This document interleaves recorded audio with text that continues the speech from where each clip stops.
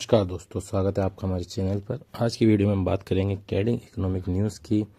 IMF अप्रैल 2026 report के अनुसार भारत दुनिया की 6 लार्जेस्ट इकोनॉमी बन गया है। तो ये कोई हमारा अपवर्ड नहीं है बल्कि डाउनवर्ड है। यूके ने हमें पीछे छोड़ दिया है।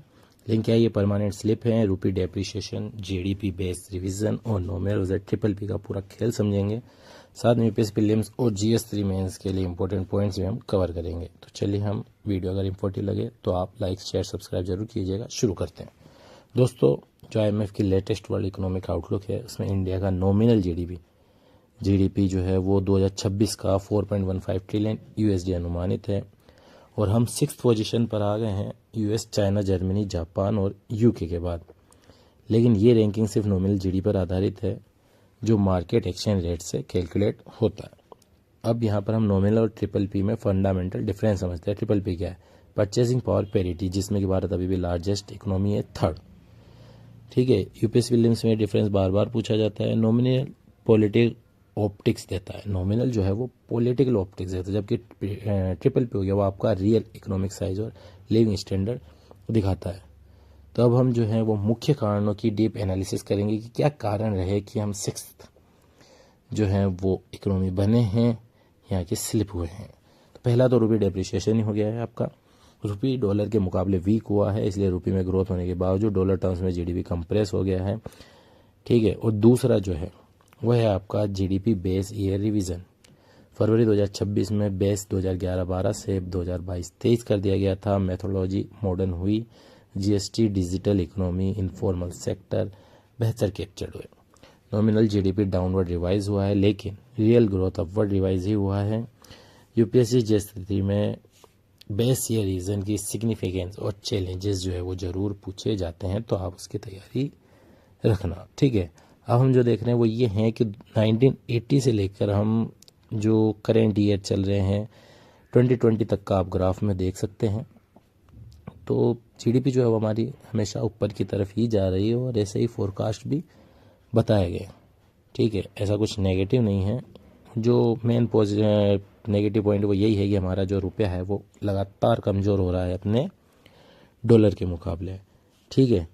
वरना बाकी आप ओवर द ईयर्स अगर ग्राफ का एक बार स्क्रीनशॉट लेके देखते जाए तो हम अपवर्ड ही जा रहे हैं। पॉजिटिव पॉइंट क्या है कि भारत अभी भी दुनिया की फास्टेस्ट ग्रोइंग मेजर इकोनॉमी है। फास्ट नहीं, फास्टेस्ट।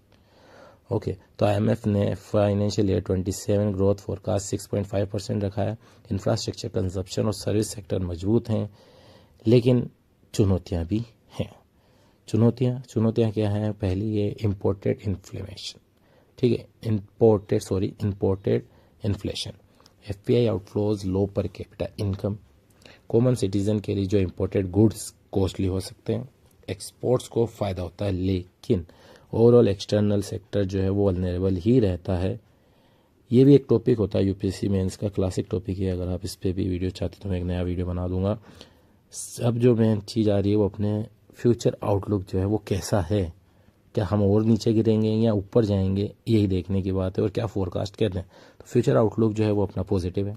2030 में 3rd पोजीशन की उम्मीद है। इसके लिए जो है रुपये स्टेबलाइज करना ही होगा। मैन्युफैक्चरिंग बूस्ट है, पीएलआई स्कीम हो गया, एफडीआई अट्रैक्ट करना है, जॉब क्रिएटिंग सेक्टर पर हमारा फोकस होना चाहिए।